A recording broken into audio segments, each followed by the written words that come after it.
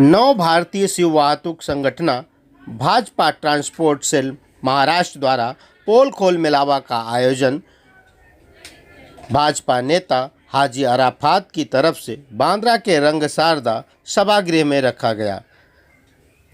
वाहन चालकों की विभिन्न समस्याओं पर इस सभा में जोर दिया गया। इसके साथ ही महाराष्ट्र की अगाड़ी सरकार पर भाजपा विधायक नितेश राणे, आशीष शेलार और हाजी अराफात ने जमकर निशाना साधा। आइए आपको सुनाते हैं इस मौके पर उपस्थित लोगों ने और क्या कुछ कहा।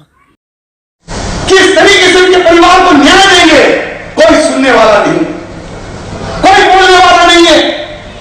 इसलिए मैं आपके पास खास तौर पर शेलार साहब और नितेश राणे जी आपके पास से बात रखने के लिए आपके सामने यहाँ खड़ा हूं। मैं भारतीय जनता पार्टी का कार्यकर्ता करके नहीं कह रहा हूं, मैं इनका एक सदस्य, इनके खानदान का व्यक्ति बोलकर आपके सामने बात कर रहा हूं। बिलकुल सभेच्या निमित्ताने मंचावर उपस्थित असलेले माजी मंत्री, या विभागाचे कार्यसम्राट असे आमदार, ज्यांच्या नेतृत्वाखाली आम्ही येणाऱ्या मुंबई महानगरपालिकेमध्ये भारतीय जनता पक्षाचा भगवा फडकवणार आहोत,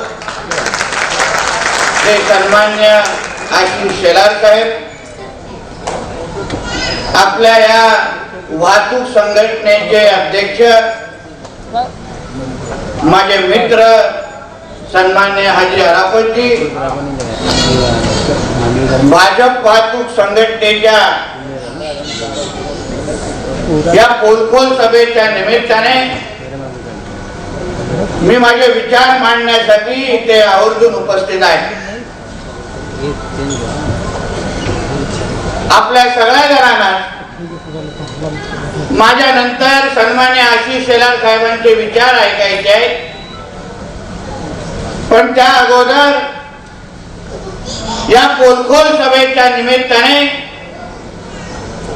आता जे आमच्या हाजी अराफातजीने असंख्य मुद्दे त्यांच्या भाषणामध्ये उल्लेख केले, वाहतूकदार असतील, ट्रान्सपोर्ट असतील, असंख्य विषय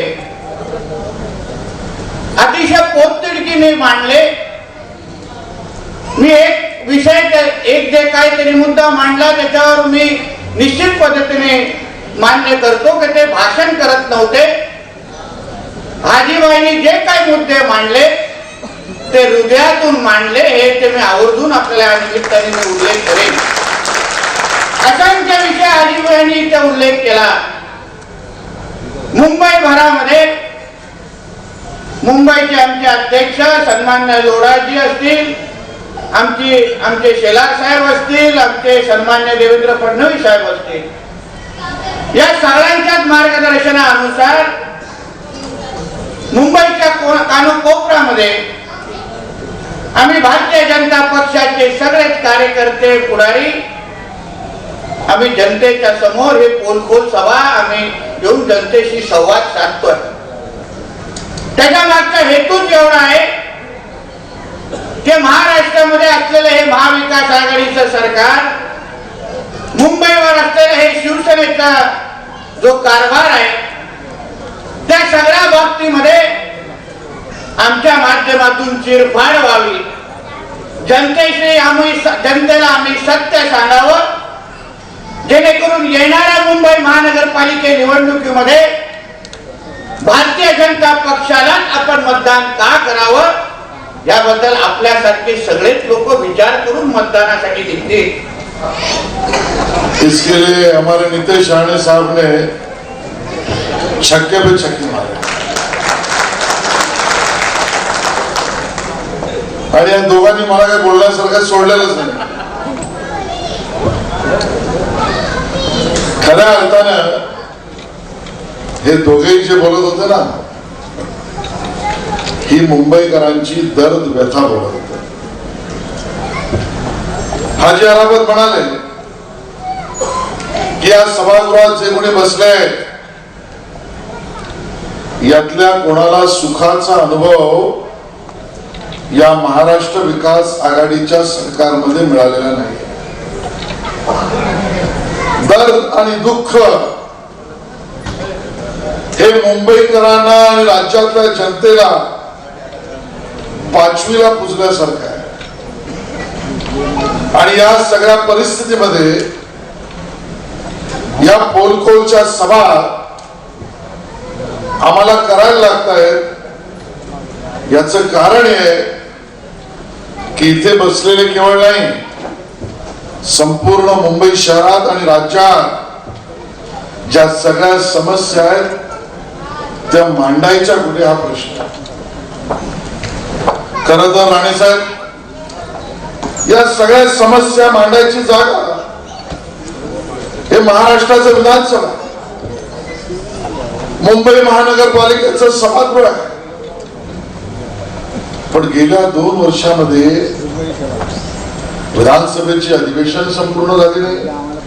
एक शेवटचं झालं, त्यात मुख्यमंत्री महोदय आले नाही. मुंबई महानगरपालिकेच्या सर्वसाधारण सभा होत नाही. मग ह्या ज्या सगळ्या लोकांचे प्रश्न आहेत ते मांडायचे कुठे?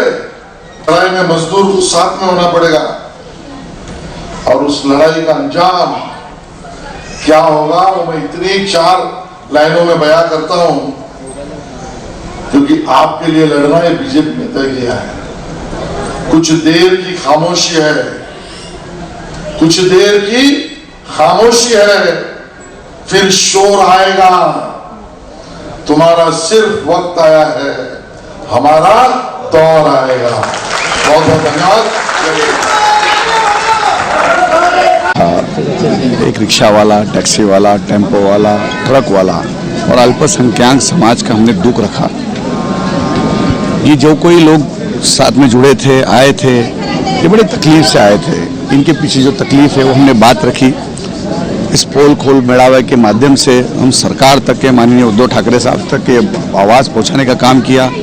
आज जो रिक्शा वाले पे जो परेशानी हो रही है मुंबई शहर के अंदर, जो बैंकों की तरफ से हफ्ते वसूली के लिए जो लोग गुंडे घुसते हैं, एक वो बहुत बड़ी परेशानी है. कम से कम उन बैंक के पदपीढ़ी वालों को रोकना चाहिए. डायरेक्ट घर में घुसते हैं, उनकी रिक्शा छीन लेते हैं, टैक्सी छीन लेने का काम करते हैं. ओवरलोड का झोल चल रहा है जिसके वजह से 10 टन की जो गाड़ी है, जिसको 10 टन का परमिशन है, वो 30 टन ले जा रही है, जिसकी वजह से रास्ते खराब हो रहे हैं. हमारे ट्रक ड्राइवरों को धंधा नहीं मिल रहा है. एक आदमी मजे मार रहा है, 30 टन ले जा रहा है, और जो 10 टन में जो ईमानदारी से करने वाला उसको धंधा नहीं मिल रहा है. वो हमने बातें रखी. अल्पसंख्यक मंत्री जेल से हॉस्पिटल में आराम फरमा रहे हैं और उनके साथीदार बिंदास घूम रहे. बेटा वांटेड है, लेकिन अल्पसंख्यक समाज के काम ठप्प पड़े. वक्फ बोर्ड का सीईओ, रिटायर सीईओ को लाके बिठा दिया गया है. नए अल्पसंख्यक मंत्री आने के बाद, जितेंद्र आव्हाड आने के बाद अभी तक के उस सीईओ की हकाल पट्टी नहीं हो रही है. हमारी जब सरकार थी, उस सरकार के अंदर हमने एक सीईओ ने खाली मुंबई से औरंगाबाद की टिकट लेके गए थे वक्फ बोर्ड के खर्चे पे, तो विनोद तावड़े जी ने उसकी तुरंत बदली कर दी थी, अकाल पट्टी करने का काम किया था.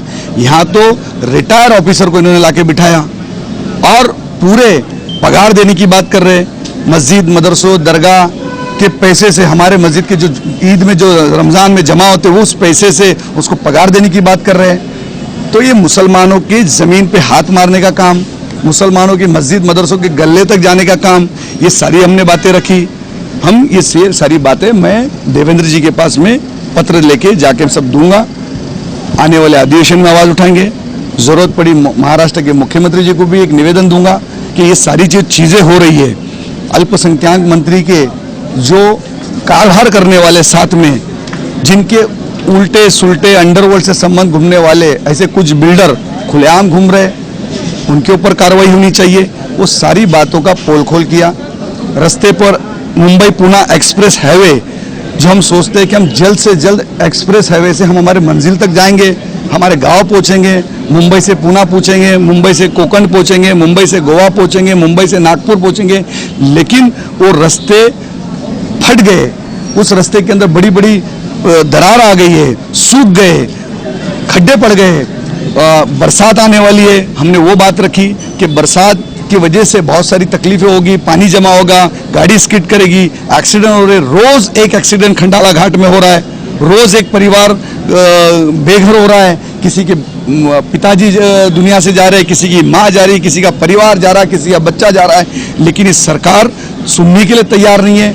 उस कॉन्ट्रैक्टर के ऊपर गुना दाखिल होना चाहिए, IRB के मालिक पे गुना दाखिल होना चाहिए। अगर तुम कॉन्ट्रैक्ट अगर लेते हो तो उस कॉन्ट्रैक्ट का बिल्कुल ध्यान देना चाहिए। हम पैसे देके जा रहे, फुकट नहीं जा रहे। पैसे देने के बाद हमारे लोगों के वहाँ पे एक तरीके से मैं समझता हूँ हत्या हो रही है, खून हो रहा है। उस खून का जिम्मेदार कौन है? इस सरकार ने वो जिम्मेदारी लेना चाहिए और ऐसे कॉन्ट्रैक्टर के ऊपर लगाम लगानी चाहिए। इसके बारे में हमने बात रखी।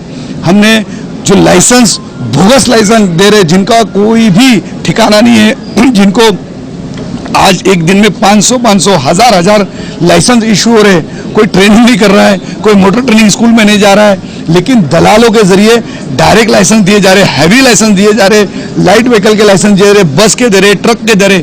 उसको पता है कि नहीं ट्रक चलेगी या नहीं चलेगी, उसको चला पाएगा या नहीं चला पाएगा, लेफ्ट राइट जाना पता होगा नहीं, पीछे लेने का उसको पता है कि नहीं। ये सारे इशू के ऊपर हमने बात रखी। मैंने एक निवेदन दिया, आशीष शेलार जी को हमने निवेदन दिया, नितेश राणे जी को निवेदन दिया और खासतौर पर मैंने देवेंद्र जी को एक निवेदन के द्वारा दिया कि ये सारी हमारी मांग है, हमारे लोगों को न्याय मिलना चाहिए।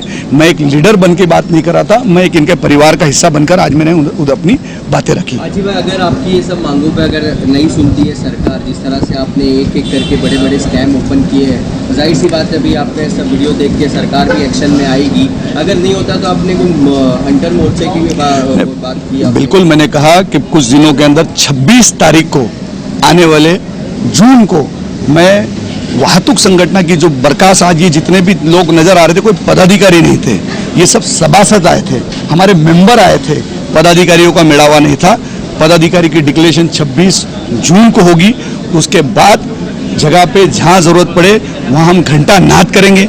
जैसे RTO कमिश्नर हो गया, RTO अधिकारी हो गया, ट्रांसपोर्ट कमिश्नर हो गया, ट्रांसपोर्ट कार्यालय हो गया, हर जगह जगह 36 जिले के अंदर जाके घंटा नाद किया जाएगा। जहां हमारी बात नहीं सुनी जाएगी, रास्ते के ऊपर अगर कभी इनको न्याय नहीं मिलेगा, वहाँ हैंटर मोर्चा भी लिया जाएगा।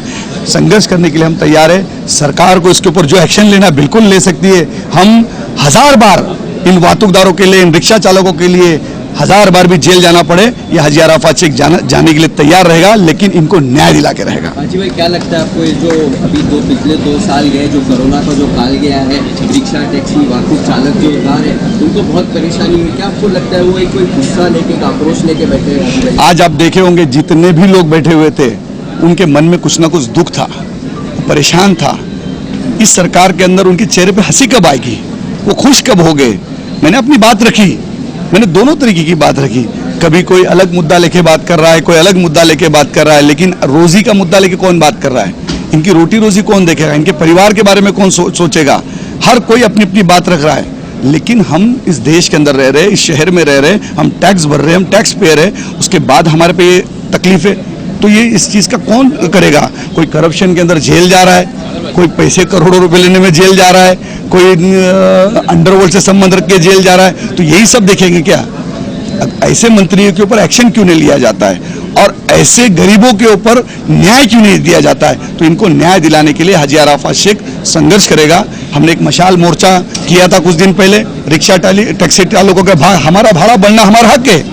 हकीम समिति की, खटाव समिति की जो निर्णय है, उसकी कमेटी कहती है कि हर साल बढ़ना चाहिए, लेकिन वो पैसे लेने के लिए भी हमको संघर्ष करना पड़ा। हमने एक मशाल यात्रा, हमने कहा कि सारे रिक्शा चालक, टैक्सी चालक आधे कपड़े के अंदर रास्ते पे चलेंगे, रास्ते पे भागेंगे। जैसी सरकार ने सुना और उनको रिक्शा वालों को 3 रुपया और टैक्सी वाले को 5 रुपये बढ़ाने का काम किया, ये वाहतुक संगठन की बहुत बड़ी जीत रही।